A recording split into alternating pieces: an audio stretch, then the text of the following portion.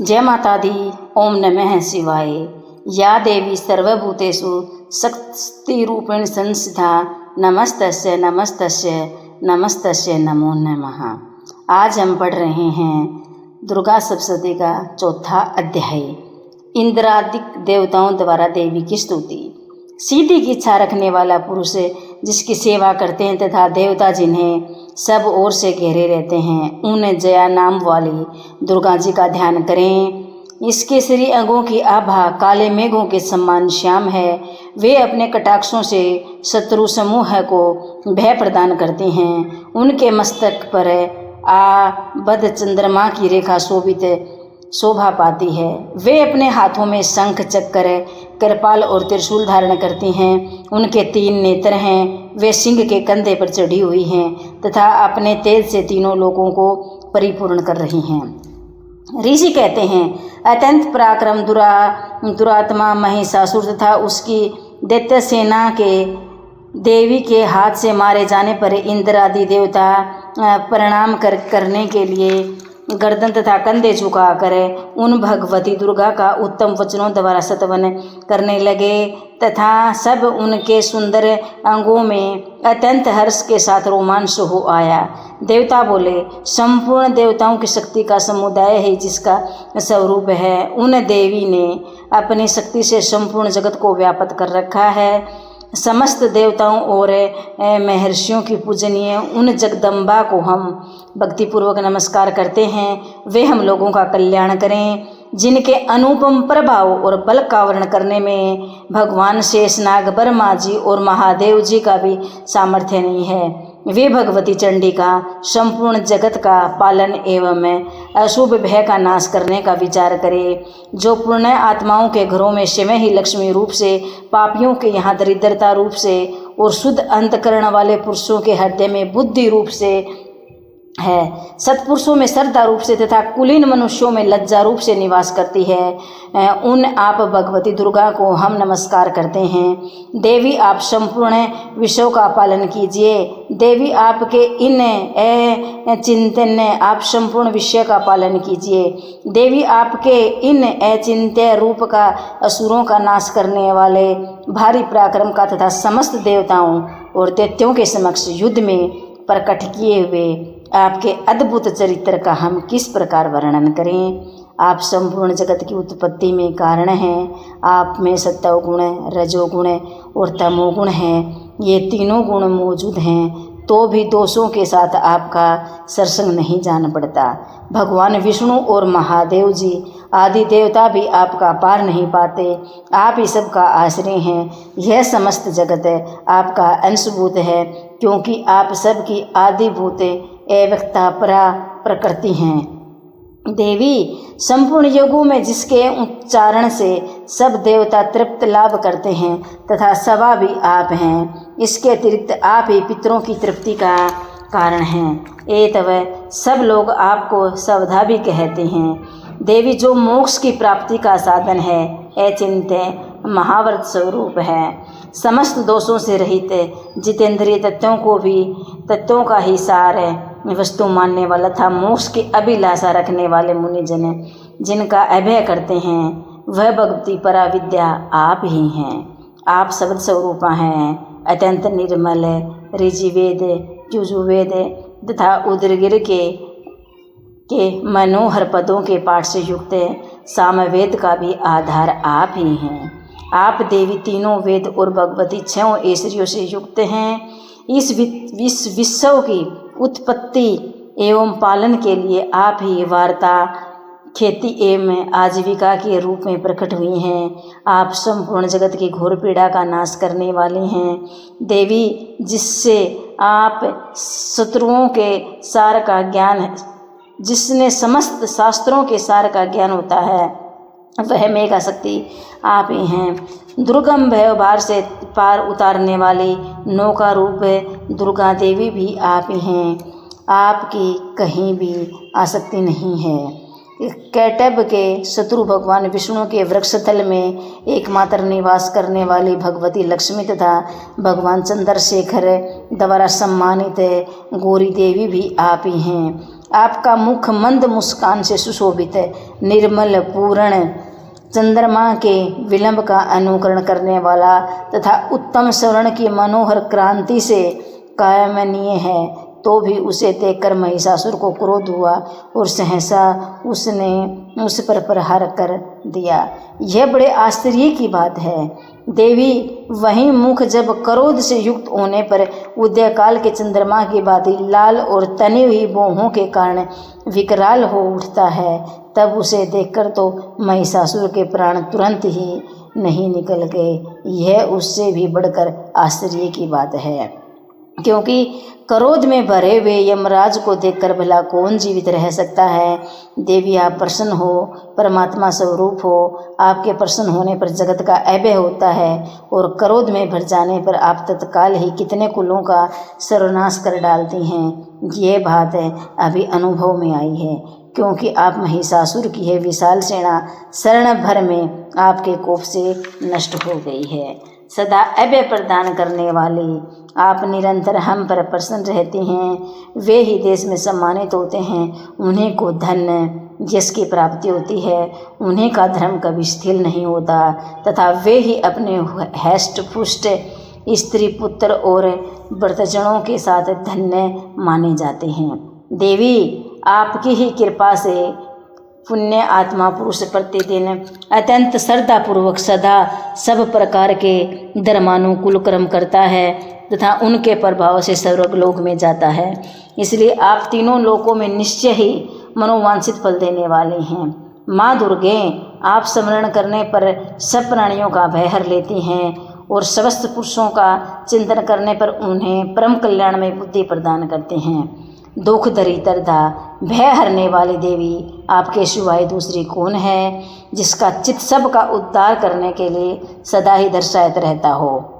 देवी इन राक्षसों के मारे जाने से संसार को सुख मिले तथा ये राक्षस चिरकाल नरक में रहने के लिए भले ही पाप करते रहे हों, इस समय संग्राम में मृत्यु को प्राप्त होकर स्वर्गलोक में जाएं। निश्चय ही यही सोचकर आप शत्रुओं का वध करती हैं। आप शत्रुओं पर शास्त्रों का प्रहार क्यों करती हैं? समस्त असुरों को दृष्टि मात्र से ही भस्म क्यों नहीं कर देती?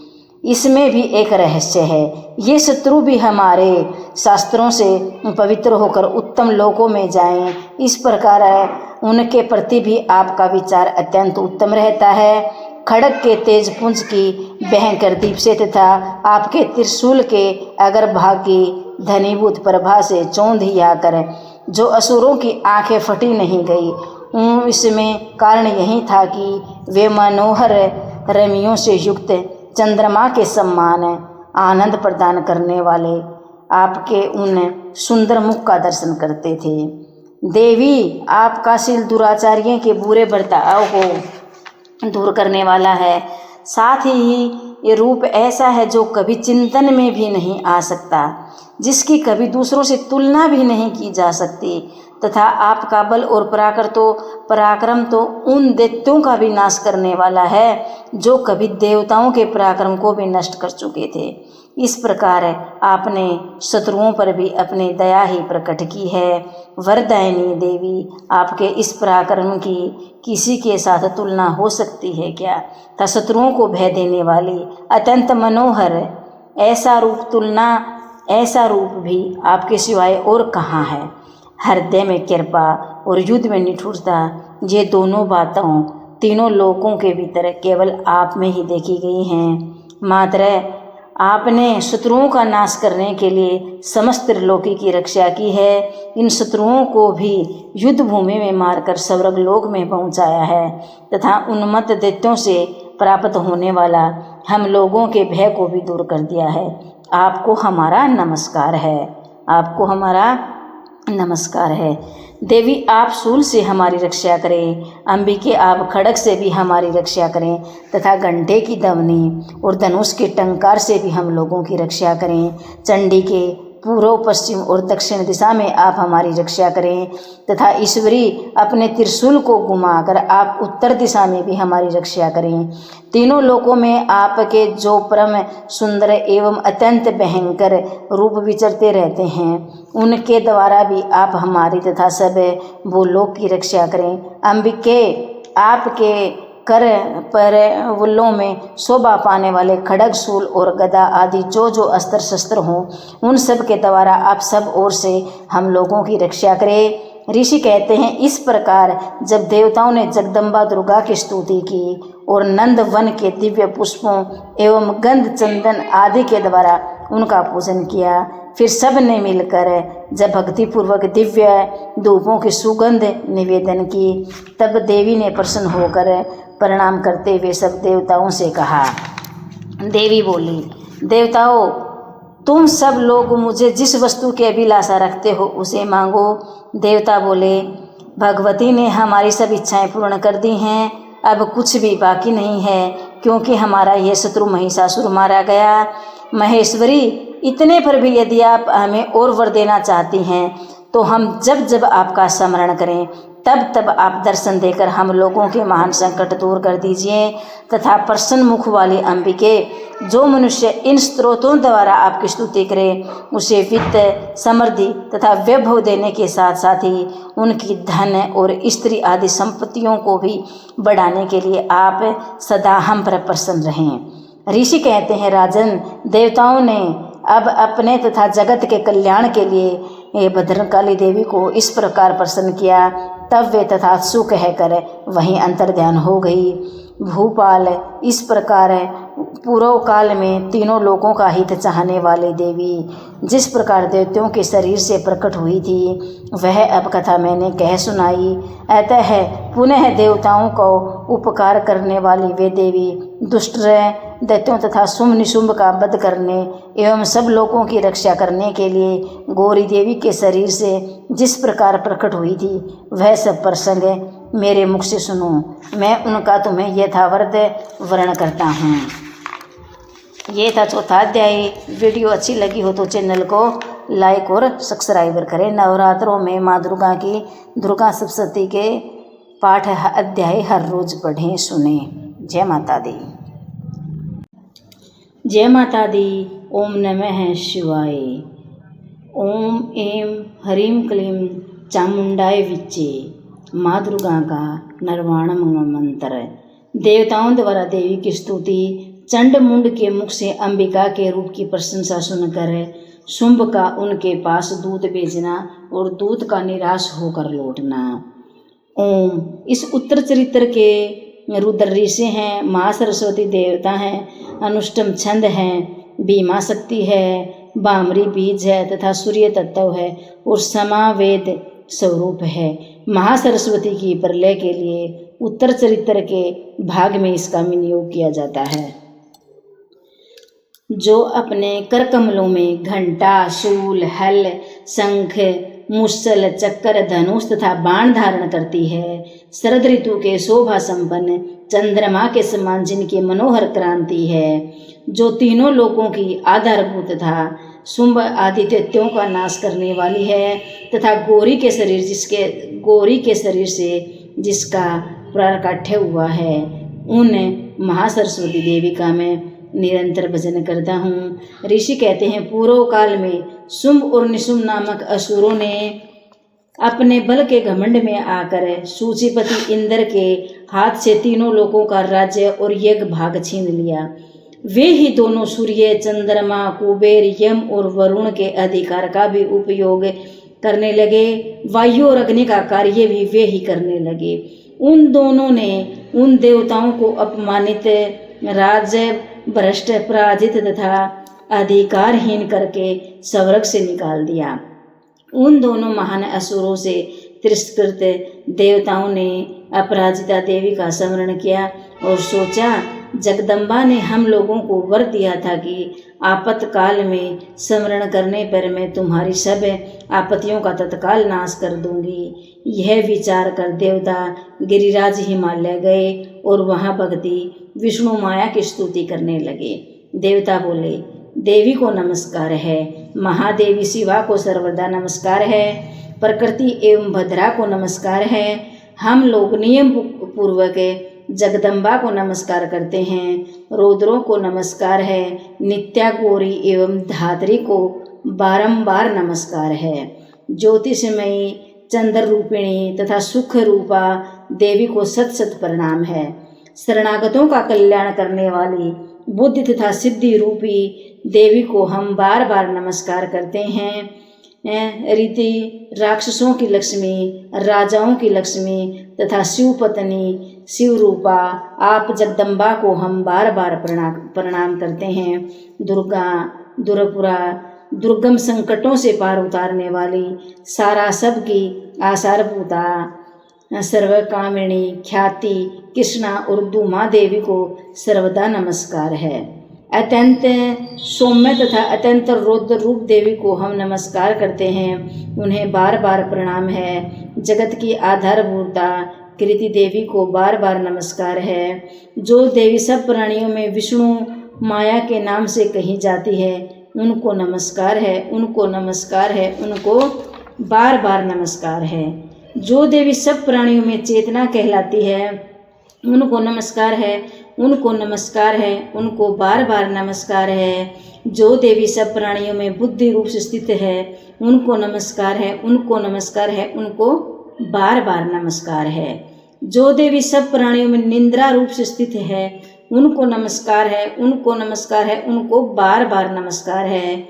जो देवी सब प्राणियों में श्रद्धा रूप से स्थित है, उनको नमस्कार है, उनको नमस्कार है, उनको बार बार नमस्कार है। जो देवी सब प्राणियों में छाया रूप से स्थित है, उनको नमस्कार है, उनको नमस्कार है, उनको बार बार नमस्कार है। जो देवी सब प्राणियों में शक्ति रूप से स्थित है, उनको नमस्कार है, उनको नमस्कार है, उनको बार बार नमस्कार है। जो देवी सब प्राणियों में तृष्णा रूप से स्थित है, उनको नमस्कार है, उनको नमस्कार है, उनको बार बार नमस्कार है। जो देवी सब प्राणियों में समा रूप से स्थित है, उनको नमस्कार है, उनको नमस्कार है, उनको बार बार नमस्कार है। जो देवी जाति रूप से स्थित है, उनको नमस्कार है, उनको नमस्कार है, उनको बार बार नमस्कार है। जो देवी सब प्राणियों में लज्जा रूप से स्थित है, उनको नमस्कार है, उनको नमस्कार है, उनको बार बार नमस्कार है। जो देवी सब प्राणियों में शांति रूप से स्थित है, उनको नमस्कार है, उनको नमस्कार है, उनको बार बार नमस्कार है।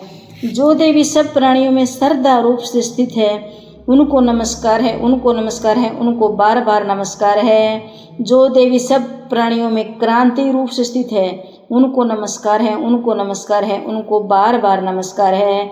जो देवी सब प्राणियों में लक्ष्मी रूप से स्थित है, उनको नमस्कार है, उनको नमस्कार है, उनको बार बार नमस्कार है। जो देवी सब प्राणियों में वृत्ति रूप से स्थित है, उनको नमस्कार है, उनको नमस्कार है, उनको बार बार नमस्कार है। जो देवी सब प्राणियों में समृद्धि रूप से स्थित है, उनको नमस्कार है, उनको नमस्कार है, उनको बार बार नमस्कार है। जो देवी सब प्राणियों में दया रूप से स्थित है, उनको नमस्कार है, उनको नमस्कार है, उनको बार बार नमस्कार है। जो देवी सब प्राणियों में दृष्टि रूप से स्थित है, उनको नमस्कार है, उनको नमस्कार है, उनको बार बार नमस्कार है। जो देवी सब प्राणियों में माता रूप से स्थित है, उनको नमस्कार है, उनको नमस्कार है, उनको बार बार नमस्कार है। जो देवी सब प्राणियों में भ्रांति रूप से स्थित है, उनको नमस्कार है, उनको नमस्कार है, उनको बार बार नमस्कार है। जो जीवों के इंद्रिय वर्ग की अधिष्ठा देवी एवं सब प्राणियों में सदा व्यापक रहने वाली उन व्यापिनी देवी को बार बार नमस्कार है। जो देवी चेतना रूप से इस संपूर्ण जगत को व्यापक करने के स्थित है, उनको नमस्कार है, उनको नमस्कार है, उनको बार बार नमस्कार है। पूर्व काल में अपने अभीष्ट की प्राप्ति होने से देवताओं ने जिनकी स्तुति की थी तथा देवराज इंद्र ने बहुत दिनों तक जिनका सेवन किया था, वह कल्याणी साधना भूता ईश्वरी हमारा कल्याण करें, मंगल करें तथा सारी आपत्तियों का नाश कर डालें। उद्दंड दैत्यों से सताए हुए हम सभी देवता जिन परमेश्वरी को इस प्रकार नमस्कार करते हैं तथा जो भक्ति से विनम्र पुरुषों द्वारा स्मरण की जाने वाले तत्काल ही संपूर्ण विपत्तियों का नाश कर देती है, वे जगदम्बा हमारा संकट दूर करें। ऋषि कहते हैं, राजन, इस प्रकार जब देवता स्तुति कर रहे थे, उस समय पार्वती जी गंगा जी के जल में स्नान करने के लिए है वहाँ आई। उस सुंदर बाहों वाली भगवती ने देवताओं से पूछा, आप लोग यहाँ किसकी स्तुति करते हैं? तब उन्हीं के शरीर को से प्रकट हुई शिवा देवी बोली, निशुंभ दैत्यों से तिरस्त कर और युद्ध में निशुंभ से पराजित हो यहाँ एकत्रित हुए ये समस्त देवता ये मेरी ही स्तुति कर रहे हैं। पार्वती जी के शरीर कोश से अंबिका जी का प्रादुर्भाव हुआ था, इसलिए वे समस्त लोकों में कौशिकी कही जाती हैं। कौशिकी के प्रकट होने के बाद पार्वती जी का शरीर काले रंग का हो गया, अतः वे हिमालय पर रहने वाली कालिका देवी के नाम से विख्यात हुई। तदंतर शुंभ निशुंभ के भुंज चंड मुंड वहाँ आए और उन्हें परम मनोहर रूप धारण करने वाली अंबिका देवी को देखा। फिर वे शुंभ के पास जाकर बोले, महाराज, एक अत्यंत मनोहर स्त्री है जो अपनी दिव्य क्रांति से हिमालय को प्रकाशित कर रही है। वैसा रूप कहीं किसी ने अभी तक नहीं देखा होगा। ऐ सुरेश्वर, पता लगाइए यह देवी कौन है और उसे ले लीजिए। स्त्रियों में तो वह रतन है, उसका प्रत्येक अंग बहुत ही सुंदर है तथा वह अपने श्री अंगों की प्रभा से संपूर्ण दिशाओं में प्रकाश फैला रही है। दैत्यराज, अभी वह हिमालय पर ही मौजूद है, आप उसे देख सकते हैं। पर वो तीनों लोकों में मणि, हाथी और घोड़े आदि जितने भी रत्न हैं वे सब इस समय आपके घर में शोभा पाते हैं। हाथियों में रत्नभूत ऐरावत है, यह पराजित का वृक्ष और यह उत्सवर घोड़ा, यह सब आपने इंद्र से ले लिया है। हंसों से जुता हुआ यह विमान भी आपके आंगन में शोभा पाता है। यह रत्नभूत अद्भुत विमान जो पहले ब्रह्मा जी के पास था, अब आपके यहाँ लाया गया है। यह मघापग नामक निधि आप कुबेर से छीन लाए हैं। समुद्र ने भी आपको किन्नजिलिनी नामक माला भेंट की है जो केसरों से सुशोभित है और जिसके कमल कभी कुमलाते नहीं हैं। स्वर्ण की वर्षा करने वाला वरुण का छत्र भी आपके घर में शोभा पाता है तथा यह श्रेष्ठ रथ जो पहले प्रजापति के अधिकार में था अब आपके पास मौजूद है। दैत्येश्वर, मृत्यु की उर्तनिष्ठा नाम वाली शक्ति भी आपने छीन ली है तथा वरुण का पास और समुद्र में होने वाले सब प्रकार के रतन आपके भाई निशुंभ के अधिकार में हैं। अंगनी ने भी सवत शुद्ध के वेदों वस्त्र आपकी सेवा में अर्पित किए हैं। दैत्यराज, इस प्रकार सभी रत्न आपने एकत्रित कर लिए हैं। फिर जो यह स्त्रियों में रतन रूप कल्याणमयी देवी है, इसे आप क्यों नहीं अपने अधिकार में कर लेते? ऋषि कहते हैं, चंडमुंड का यह वचन सुनकर शुंभ ने महादैत्य सुग्रीव को दूत बनाकर देवी के पास भेजा और कहा, तुम मेरी आज्ञा से उनके सामने ये बातें कहना और ऐसा उपाय करना जिससे प्रसन्न होकर वह शीघ्र ही यहाँ आ जाएं। यह दूत पर्वत के अत्यंत रमणीय प्रदेश में जहाँ देवी मौजूद थी गया और मधुर वाणी में कोमल वचन बोला। दूत बोला, देवी, महादैत्य राज शुंभ इस समय तीनों लोकों के परमेश्वर हैं। मैं उन्हीं का भेजा हुआ दूत हूँ तथा यहाँ आपके ही पास आया हूँ। उन्हीं की आज्ञा सदा सब देवता एक स्वर से मानते हैं, कोई उनका उल्लंघन नहीं कर सकता। वे संपूर्ण देवताओं को परास्त कर चुके हैं। उन्होंने तुम्हारे लिए जो संदेश दिया है उसे सुनो। संपूर्ण त्रिलोकी मेरे अधिकार में है, देवता भी मेरी आज्ञा के अधीन चलते हैं। संपूर्ण यज्ञों के भोगों को मैं ही पृथक पृथक भोगता हूँ। तीनों लोकों में जितने श्रेष्ठ रत्न हैं वे सब मेरे अधिकार में हैं। दैत्यराज, इंद्र का वाहन ऐरावत जो हाथियों में रत्न के समान है मैंने छीन लिया है। क्षीर सागर का मंथन करने से जो अश्व रत्न उसे सवरा प्रकट हुआ था उसे देवताओं ने मेरे पैरों पर पड़कर समर्पित किया है।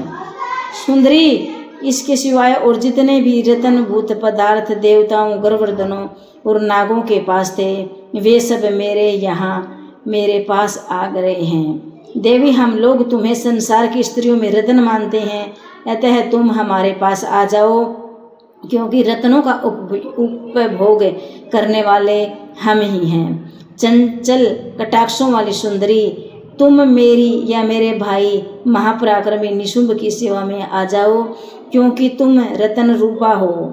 मेरा वर्ण करने में तुम्हें तुलना रहित महान ऐश्वर्य की प्राप्ति होगी। अपनी बुद्धि से यह विचार कर तुम मेरी पत्नी बन जाओ। ऋषि कहते हैं, दूत के यूं कहने पर कल्याणमयी भगवती दुर्गा देवी, जो इस जगत को धारण करती हैं, मन ही मन गंभीर भाव से मुस्कुराई और इस प्रकार बोली। देवी ने कहा, दूत तुमने सत्य कहा है, इसमें तनिक भी मिथ्या नहीं है। शुंभ तीनों लोगों का स्वामी है और निशुंभ भी उसी के समान पराक्रमी है, किंतु इस विषय में मैंने जो प्रतिज्ञा कर ली है उसे मिथ्या कैसे करूं? मैंने अपनी अल्प बुद्धि के कारण पहले जो प्रतिज्ञा कर रखी है उसे सुनो। जो मुझे संग्राम में जीत लेगा, जो मेरे अभिमान को चूर कर देगा तथा संसार में जो मेरे समान बलवान होगा, वही मेरा स्वामी होगा। इसलिए शुंभ अथवा महादैत्य निशुंभ स्वयं ही यहाँ पधारें और मुझे जीतकर शीघ्र ही मेरा पाणी ग्रहण करें। इसमें विलंब की क्या आवश्यकता है? दूत बोला, देवी तुम घमंड में भरी हो, मेरे सामने ऐसी बातें न करो। तीनों लोकों में ऐसा कौन पुरुष है जो शुंभ निशुंभ के सामने खड़ा हो सके?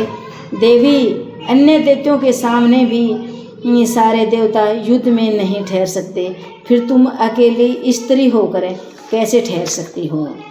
जिससे शुंभ आदि दैत्यों के सामने इंद्र आदि सब देवता भी युद्ध में खड़े नहीं हुए, उनके सामने तुम स्त्री होकर कैसे जाओगी? इसलिए तुम मेरे ही कहने से शुंभ निशुंभ के पास चली आओ। ऐसा कहने से तुम्हारे गौरव की रक्षा होगी, अन्यथा जब वे केस पकड़कर घसीटेंगे तब तुम्हें अपनी प्रतिष्ठा खोकर जाना पड़ेगा। देवी ने कहा, तुम्हारा कहना ठीक है, शुंभ बलवान है और निशुंभ भी बड़े पराक्रमी हैं, किंतु क्या करूं? मैंने पहले बिना सोचे समझे प्रतिज्ञा कर ली है, अतः अब तुम जाओ। मैंने तुमसे जो कुछ कहा है वह सब दैत्यराज से आदरपूर्वक कहना, फिर वे जो उचित जान पड़े करें। ये था 5वां अध्याय। अब हम पढ़ रहे हैं 6ठा अध्याय। धूम्रलोचन वध। मैं सुरसरेश्वर भैरव के अंश में निवास करने वाली परोपतकृष्ट पद्मा देवी का चिंतन करता हूँ। वे नागराज के आसन पर बैठी हैं। नागों के फनों में सुशोभित होने वाली मणियों की विशाल माला से उनकी देह लाती उदासित हो रही है। सूर्य के समान उनका तेज है। 3 नेत्र उनकी शोभा बढ़ा रहे हैं। वे हाथों में माला, कुंभ, कपाल और कमल लिए हुए हैं तथा उनके मस्तक में अर्ध चंद्रमा का मुकुट सुशोभित है। ऋषि कहते हैं, देवी का यह कथन सुनकर दैत्य को बड़ा अमरस हुआ। उसने दैत्यराज के पास जाकर सब समाचार विस्तार पूर्वक कह सुनाया। दूत के इस वचन को सुनकर दैत्यराज कुपित हो उठा और दैत्य सेनापति धूम्रलोचन से बोला, धूम्रलोचन, तुम शीघ्र ही अपनी सेना साथ लेकर जाओ और उस दुष्टा के केस पकड़ घसीटते हुए उसे बलपूर्वक यहाँ ले आओ। उनकी रक्षा करने के लिए यदि कोई और दूसरा खड़ा हो तो वह देवता, यक्ष अथवा गर्वर्धन ही क्यों न हो, उसे अवश्य मार डालना। ऋषि कहते हैं, शुंभ के इस प्रकार आज्ञा देने पर धूम्रलोचन दैत्य 60,000 असुरों की सेना साथ लेकर वहाँ से तुरंत चल दिया। वहाँ पहुँचकर उसने हिमालय पर रहने वाली देवी को देखा और ललकार कहा, अरे तू शुंभ निशुंभ के पास चल। यदि इस समय प्रसन्नतापूर्वक मेरे स्वामी के समीप नहीं चलोगी तो मैं बलपूर्वक जोटा पकड़ घसीटते हुए तुम्हें ले चलूँगा। देवी बोली, दैत्यों के राजा ने भेजा है, तुम स्वयं भी बलवान हो और तुम्हारे साथ विशाल सेना भी है। ऐसी दशा में यदि तुम मुझे बलपूर्वक ले चलोगे तो मैं तुम्हारा क्या कर सकती हूँ। ऋषि कहते हैं, देवी के यो कहने पर असुर धूम्रलोचन उनकी ओर दौड़ा। तब अंबिका ने शब्द के उच्चारण मात्र से उसे भस्म कर दिया। फिर तो क्रोध में भरी हुई दैत्यों की विशाल सेना और अंबिका एक दूसरे पर तीखे सायों, शक्तियों, फर्शों की वर्षा आरंभ की। इतने में ही देवी का वाहन सिंह क्रोध में भरकर गर्जना करके गर्दन के बालों को हिलाता हुआ असुरों की सेना में कूद पड़ा। उसने कुछ दैत्यों को पंजों की मार से, कितनों को अपने जबड़ों से तथा कितने ही महादैत्यों को पलटकर ओठ की दहाड़ों से घायल करके मार डाला। उस सिंह ने अपने नखों से कितनों के पेट फाड़ डाले और थप्पड़ मारकर कितनों के सिर धड़ से अलग कर दिए। कितने की ही भुजाएं मस्तक काट डाले तथा अपने गर्दन के बाल हिलाते हुए उसने दूसरे दैत्यों के पेट फाड़ कर उनका रक्त चूस लिया। अत्यंत क्रोध में भरे हुए देवी के वाहन उस महाबली सिंह ने क्षण भर में ही असुरों की सारी सेना का संहार कर डाला। शुंभ ने जब सुना कि देवी ने धूम्रलोचन असुर को मार डाला है तथा उसने सिंह से सारी सेना का सफाया कर डाला, तब उस दैत्यराज को बड़ा क्रोध हुआ। उसका होठ कांपने लगा। उसने चंड और मुंड नामक 2 महादैत्यों को आज्ञा दी, हे चंड और हे मुंड, तुम लोग बहुत बड़ी सेना लेकर वहां जाओ। उस देवी के झूठे पकड़कर अथवा उसे बांधकर शीघ्र ही यहाँ ले आओ। यदि इस प्रकार उनको लाने में संदेह हो तो युद्ध में सब प्रकार के अस्त्र शस्त्र तथा समस्त आसुरी सेना का प्रयोग करके उसकी हत्या कर डालना। उस दुष्टा की हत्या होने तथा सिंह के मारे जाने पर उस अंबिका को बांध कर साथ ले शीघ्र ही लौट आना। ये था 6वां अध्याय। अब हम पढ़ रहे हैं 7वां अध्याय, चंड और मुंड का वध। मैं मातरंगी देवी का ध्यान करता हूँ। हे रत्नमय सिंहासन पर बैठे हुए तोते का मधुर शब्द सुन रही है। उनके शरीर का वर्ण श्याम है। वे अपना एक पैर कमल पर रखे हुए हैं, मस्तक पर अर्धचंद्र धारण करती हैं तथा कुम्हार पुष्पों की माला धारण किए वीणा बजाते हैं। उनके अंगों में कसी हुई चोली शोभा पा रही है। वे लाल रंग की साड़ी पहने, हाथ में शंखमय पात्र लिए हुए तथा उनके बदन पर मधु का हल्का हल्का प्रभाव जान पड़ता है और ललाट में वेदी शोभा दे रही है। ऐसा सोच के माँ दुर्गा का ध्यान करें। ऋषि कहते हैं, तदंतर शुभ की आज्ञा पाकर वे चंड मुंड आदि दैत्य चतुर्गुणी सेना के साथ अस्त्र शस्त्रों से सुसज्जित हो चल दिए। फिर गिरिराज हिमालय के सरुण ऊंचे शिखर पर पहुंचकर उन्होंने सिंह पर बैठी देवी को देखा। वे मंद मंद मुस्कुरा रही थी। उन्हें देखकर दैत्य लोग तैपाक से पकड़ने का उद्योग करने लगे। किसी ने धनुष तान लिया, किसी ने तलवार संभाली तो कुछ देवी के पास आकर खड़े हो गए। तब अंबिका ने उन शत्रुओं के प्रति बड़ा क्रोध किया। उस समय क्रोध के कारण उनका मुख काला पड़ गया, ललाट में भौहें टेढ़ी हो गई। वहां से तुरंत विकराल मुख वाली प्रकट हुई जो तलवार और पास लिए हुए थी। वे विचित्र खंडवांग धारण किए और चीते के चर्म की साड़ी पहने नर मुंडों की माला से विभूषित थी। उनके शरीर का मांस सूख गया था, केवल हड्डियों का ढांचा था जिससे वे अत्यंत भयंकर जान पड़ती थी। उनका मुख बहुत विशाल था, जीभ लपलपाने के कारण और वे और भी डरावनी प्रतीत हो रही थी। उनकी आंखें भीतर को धसी हुई थी, कुछ लाल थी। वे अपनी भयंकर गर्जना से संपूर्ण दिशाओं को गुंजा रही थी। बड़े बड़े दैत्यों का वध करते हुए वे कालिका देवी बड़े वेग से दैत्यों की उस सेना पर टूट पड़ी, उन सबको वर्षण करने लगी। हे पारक्षसों को, अक्सुरों को, महादैत्यों, योद्धाओं और घंटा जनित कितने ही हाथियों को एक ही हाथ से पकड़कर मुंह में डाल लेती थी। इस प्रकार घोड़े, रथ और सारथियों के सहित रथी सैनिकों को मुंह में डालकर वे उन्हें बड़े भयानक रूप से चबा डालती थी। किसी के बाल पकड़ लेती, किसी का गला दबा लेती, किसी को पैरों से कुचल डालती, किसी को छाती के छक्के से धक्के से गिराकर मार डालती। वे असुरों के छोड़े हुए बड़े बड़े अस्त्र शस्त्र मुंह से पकड़ लेती और रोष में भरकर उनको दांतों से पीस डालती। काली ने बलपूर्वक एवं दुरात्मा दैत्यों की सारी सेना रोंद डाली, खा डाली और कितनों को मार भगाया। कोई तलवार के घाट उतारे, कोई खड़गवांग पीटे गए और कितने ही असुर दैत्यों के अग्रभाग से कुचले जाकर मृत्यु को प्राप्त हुए। इस प्रकार देवी ने असुरों की उस सारी सेना को क्षण भर में मार गिराया। यह देखकर चंड उन्हें अत्यंत भयानक काली देवी की ओर दौड़ा तथा महादैत्य मुंड भी अत्यंत भयंकर व बाणों की वर्षा तथा हजारों बार चलाए हुए चक्कर से उन भयानक नेत्रों वाली देवी को आनंदित कर दिया। वे अनेकों चक्कर देवी के मुख में समा हुए ऐसे जान पड़ रहे थे मानो सूर्य के बहुतरे मंडल बादलों के उदर में प्रवेश कर रहे हों। तब भयंकर गर्जना करने वाली काली ने अत्यंत रोष में भरकर विकट अट्टहास किया। उस और उनके विकराल बदन के भीतर कठिनता से देखे जा सकने वाले दांतों की भांति से वे अत्यंत उज्जवल दिखाई देती थी।